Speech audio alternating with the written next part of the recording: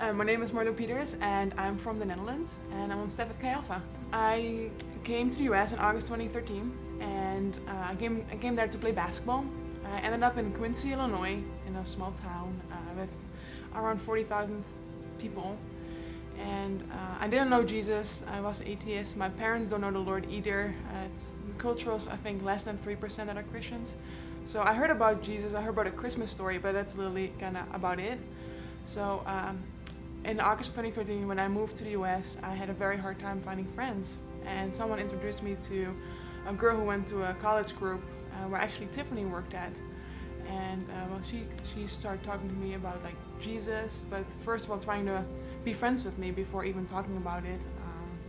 So we hang out a lot, and I wasn't really planning on coming back my freshman year, but then I decided to come back just because I really liked our friendship, and so basically we came back just to get to know Tiffany better because I knew there was something different about her, but I didn't know what that was at that time yet.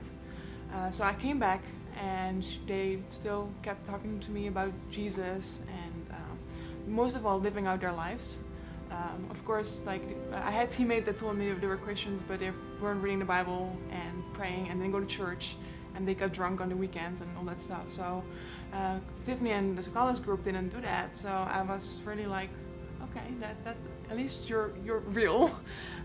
So they showed me, they talked to me about scripture as well. They prayed in front of me when I was at Bible study, even though I didn't want to be there, but I came because I wanted to hang out, not because I want to hear anything they had to say. So I kept on going. People showed me a lot of what unconditional love looks like. I have never really experienced that.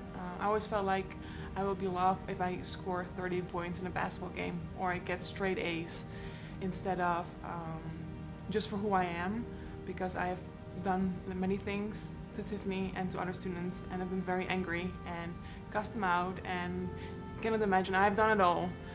But they kept on loving me, they kept on coming back, and I really was trying to push them away, but they were like, nope, let's hang out. It's like, okay, we still love you.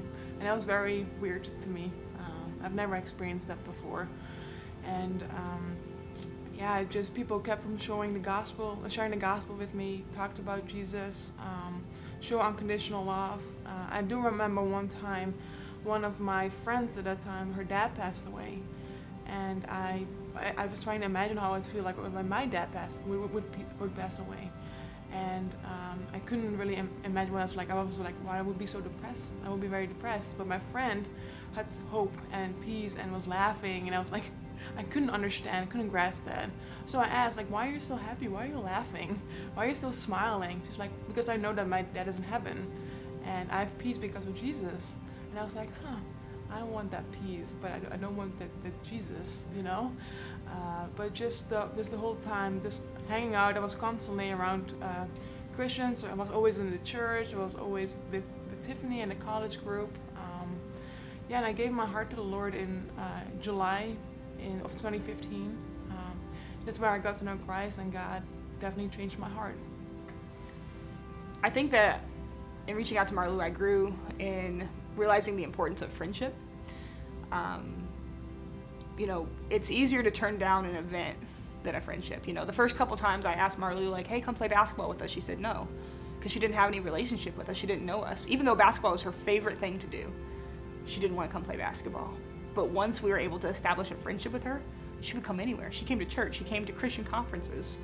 She wouldn't play basketball before we were friends, but she came to Christian conferences after we were friends, because it's easier to turn down, an event than a friendship. And once you have a friendship, you'll go do anything. And so I realized the importance of that and the importance of taking that time, and not being afraid to live out my Christianity in front of her. We're still going to pray. We're still going to be who we are. We're not changing that. And not being afraid of her reactions and her responses and her questions. We try to welcome those things. I think the most difficult part in reaching out to Marlo is that there were times where it didn't seem like you were making any progress. We'd be praying for her, and we'd be reaching out, we'd be loving her, and it seemed like the more we reached out and the more we loved her, sometimes it almost seemed like the angrier she got, or the more steps away from God that she took. And so the hardest part was being patient and realizing, again, God doesn't rush me, through the sanctification process. He's patient with me. And so sometimes it was really hard to be patient with her. It was hard when you're not seeing any progress being made, or she would take one step towards God and then take 3 steps back. And so just continuing to be patient, continuing to love, and realizing that even though on the outside it seemed like she wasn't getting any closer, on the inside she was. But of course we can't see that. And so just being patient, trusting the process, trusting that God was working in her life. It definitely impacted me a lot. I didn't show it. I think from the outward it seemed like I only got more angry. But from the inside, afterwards, after we're done fighting, well, we weren't fighting, but when I was angry and after we left, it definitely, I kept thinking about it. It's like, why does she say she loves me? Why does she say these nice things? Why does she even ask me, hey, you want to play basketball tomorrow? Or hey, you want to have lunch tomorrow? While I just yelled at her. So I didn't really want to show that, but like when I was by myself in my room, I was definitely thinking about those things. And I think that definitely helped me to help me to be closer to Jesus, like taking steps. But like Tiffany said earlier, like sometimes it doesn't show from the outside what steps you're taking. But from the inside, I was wrestling myself without telling people, because I was just in my bedroom and like just thinking about these things, thinking about what Tiffany has said or the way Tiffany responded in love.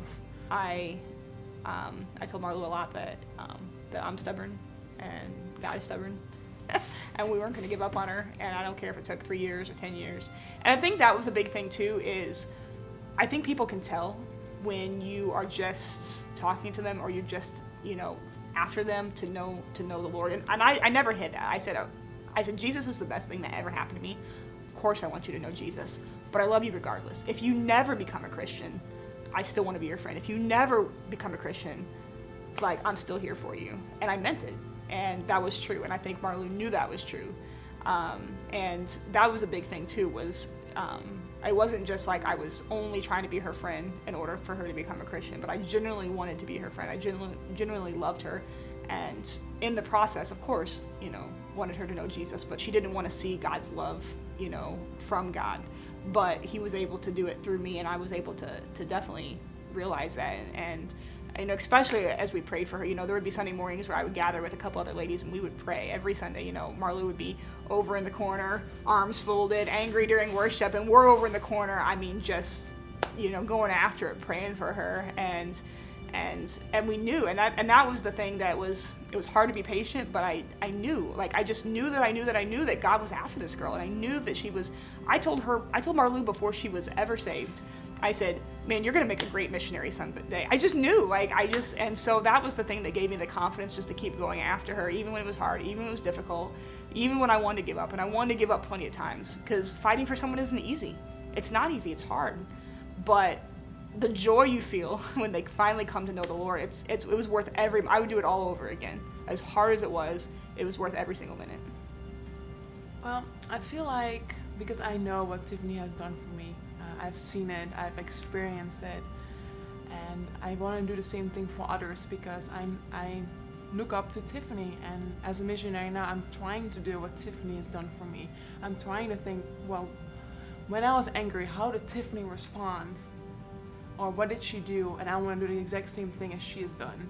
So basically, I just really want to do what Tiffany did for me. I want to do it through others, because if Tiffany didn't fight for me, I wouldn't be here right now. Ultimately, I cannot be a Christian because of Tiffany. So it's like, she always points me in the right direction. Like, did you ask God? It's like, no, okay. So I'm trying to ask God, and I'm reading the Bible, because even in the song "Reckless Love," like he leaves the 99 for just that one person, and I know that I felt that he fought for me. Like, when I run away, I knew he's fighting for me. And at one point, and in July before I got saved, I just knew I couldn't run anymore. Marlou definitely taught me how to fight for somebody and the importance of that. And again, Jesus fought for me, and so we wanted to fight for her. And me and my students, we learned a lot about that, about what it means to fight for somebody and to not give up and to continue even when it's hard, even when it's difficult, and to be like Jesus, to leave the 99, to go after the one, and to have that unconditional love that Jesus has had for us.